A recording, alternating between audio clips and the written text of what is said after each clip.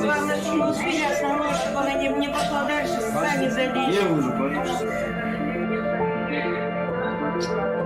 Что зашли, она как раз начала гореть сами этим. Шикарно. А там люди были тогда? А нет, не было никого. Только На люди соседней кабинке есть? не было никого, не Никого было. не было, Только да? должны были заходить люди. Я пошла проверять, ну, что, запускать. Может, чуть-чуть дальше. Представьте, слушай.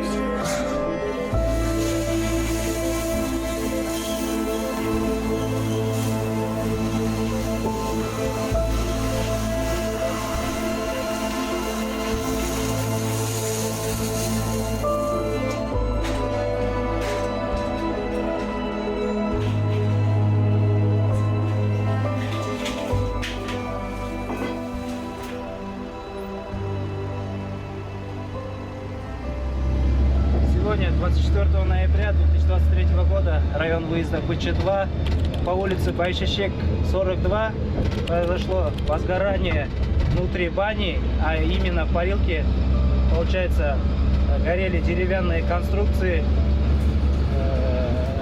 потолочные перекрытия. В итоге пожар ликвидирован, пострадавших нет.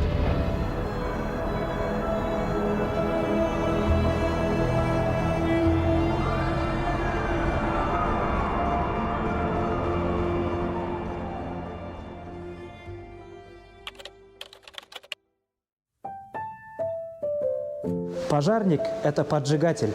Мы пожарные, тушим огонь.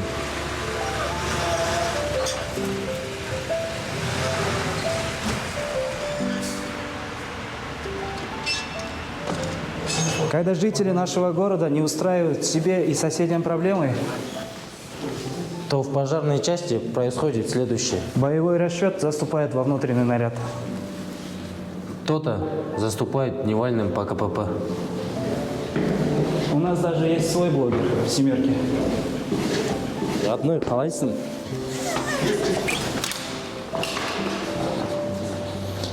Наше боевое дежурство начинается здесь.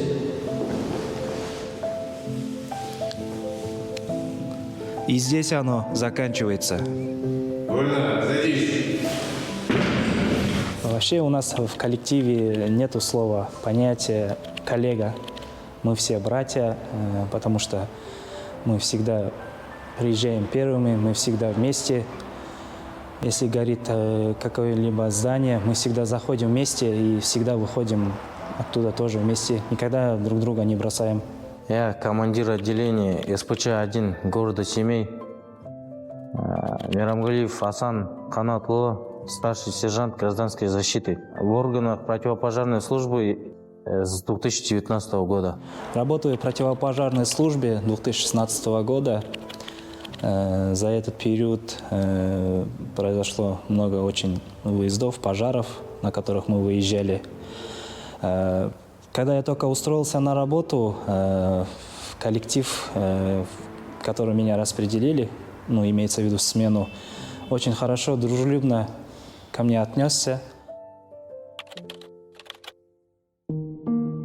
Конечно, страх бывает.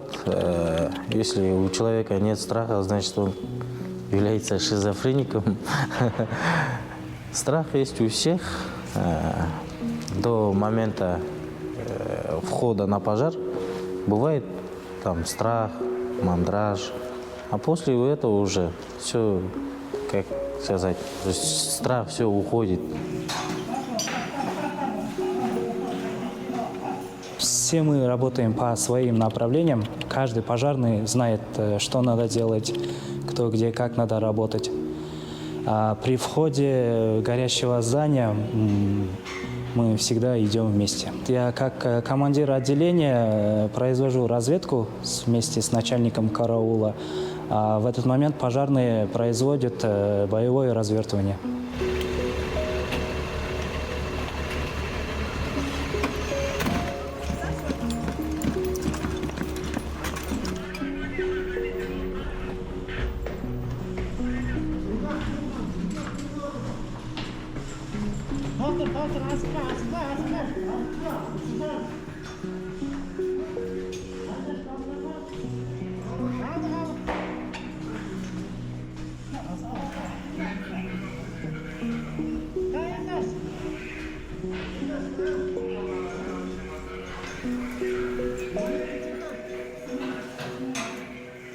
Если, например, произошел пожар, и нам поступила информация, что есть, например, если горит дом, и внутри дома есть человек, но как бы дом полностью горит, и как бы невозможно зайти, мы любой ценой должны проникнуть в этот дом способом применением ствола, тушением.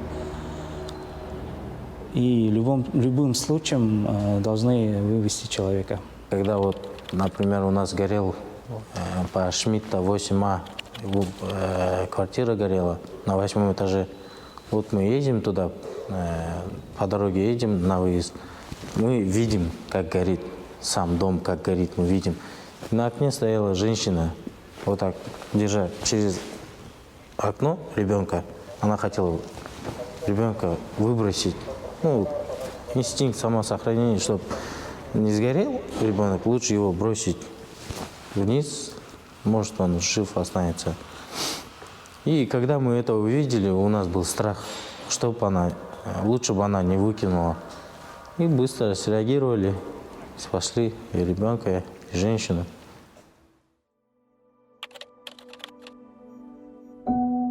В основном пожары случаются в частных домах, в жилом секторе, из-за того, что люди в летний период не подготавливаются к зимнему периоду, как сказать, не чистят печи, получается, дымоходы. Затопили печку, да, дым не идет с трубы, получается, он, видите, засоряется там, и из-за этого происходит задымление и происходит пожар.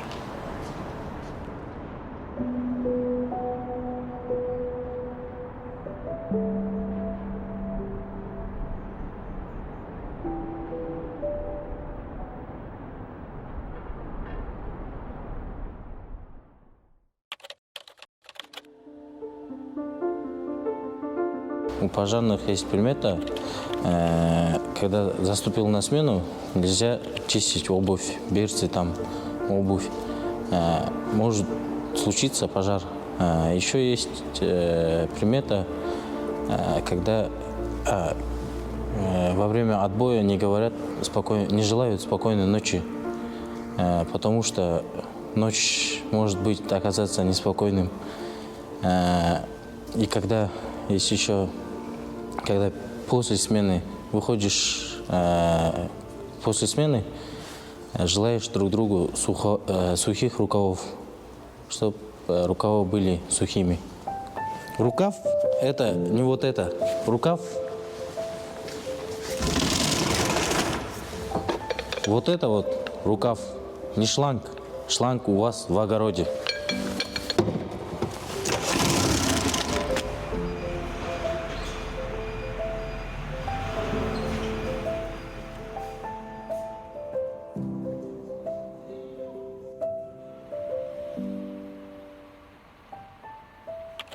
У нас есть традиция, когда вот в службу приходит молодой боец или водитель молодой, у нас есть традиция крещения, как меня крестили. Меня затолкали в баню, в самый тупик, и сказали, чтобы я убрал там доску. Когда я начал убирать, они стали возле двери и стали обливать меня холодной водой. Февраль месяц. Было очень холодно, но я был рад этому, потому что коллектив меня так принял. Когда я только устроился на работу и был наш первый выезд, меня обливали водой. Это получается крещение у нас. Вот когда молодой состав только устраивается на работу, на первом пожаре их всегда обливают водой. Это всегда сюрприз, да. И вообще насчет этого ты никогда не знаешь, что так произойдет после того, как тебя обливают, и ты не понимаешь, что происходит. Потом уже, как старослужащие, тебе объясняют, что это крещение, и не нужно на это обижаться. По традиции мы облили молодого, крещение сделали. И когда уходишь на пенсию, та же традиция повторяется. Вот, мы его обратно поливаем водой, хоть зимой, хоть летом.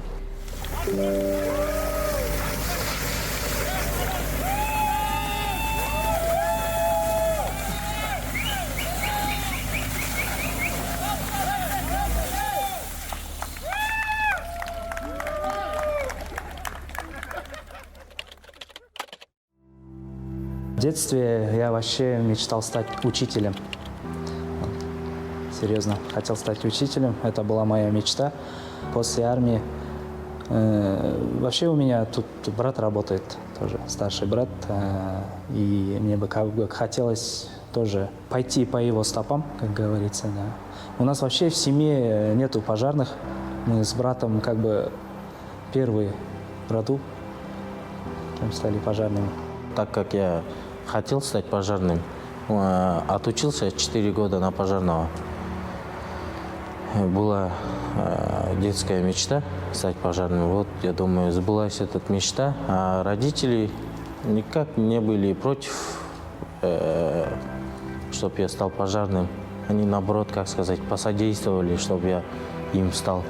Норматив номер 42. Развертывание ОТЦ с подачей одного ствола ГПС.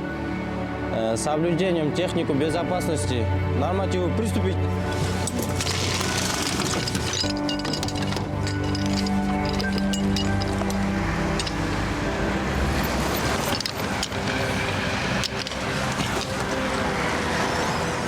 Отлично. 12 секунд. Управились.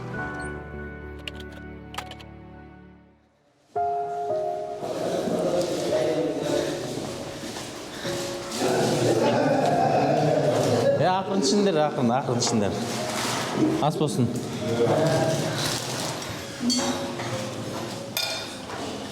Қош қайда? Столда тұқ қылдым я. Тордан оны алып келіп кино В обед скидываемся по 1000 тенге. А кто готовит? Вот, назначается по кухне один из бойцов. И по очереди. Борщ сегодня он заказал. Борщ без мяса еще. Хайда мясо? 8 смен получается. 8000. То есть со своего кошелька. Так, получается. 2,5 мың кетеді ғой күніне.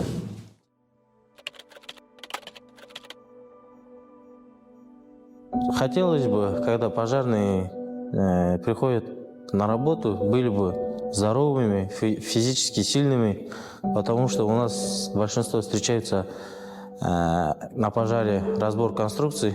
Там очень нужна физическая способность, чтобы не устать, чтобы, как сказать, ну, физически сильным должен быть пожарный. Были случаи, когда не могли зайти в квартиру, не смогли выломать дверь, сделали там дырку, и туда вошел самый худенький пожарный. И он спас там ребенка. Благодаря ему спасли ребенка. Что хочу этим сказать, все могут быть пожарными, несмотря на свою комплектацию. Сам я вешу 80 килограммов с полным боевым снаряжением. Я буду весить 95 килограммов. Самый запоминающий пожар. Матрасный центр, потому что 2 ребенка не остались сиротами. Как бы мы спасли с отделением их мать. В 2022 году по улице Некрасова горел... В 2021 году горел матрасный центр По улице Некрасова, 105. Мы два отделения выехали на пожар.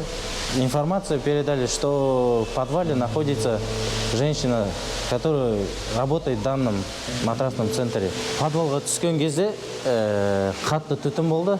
Сол түтін арасында бізге сол пострадавший фонарикпен светить етті. Сол фонарикті көріп, біз тез әрекет жасап, қызды таза ауаға алып шықтық. И таза ауаға алып шықпас бұрын, мен ол пострадавшыға өз қалпақспас болады, бізде снаряжениеде. Сол снаряжениені кигізіп, таза ауаға алып шықтық. Она потом плакала? Да, у нее истерика была. Шок было вообще. Истерика была, она плакала. Ожог второй степени было. Уши подгорели, руки подгорели. Бәрі жанды, құлағы, қолдары бәрі күйді. Второй степень ожога получила.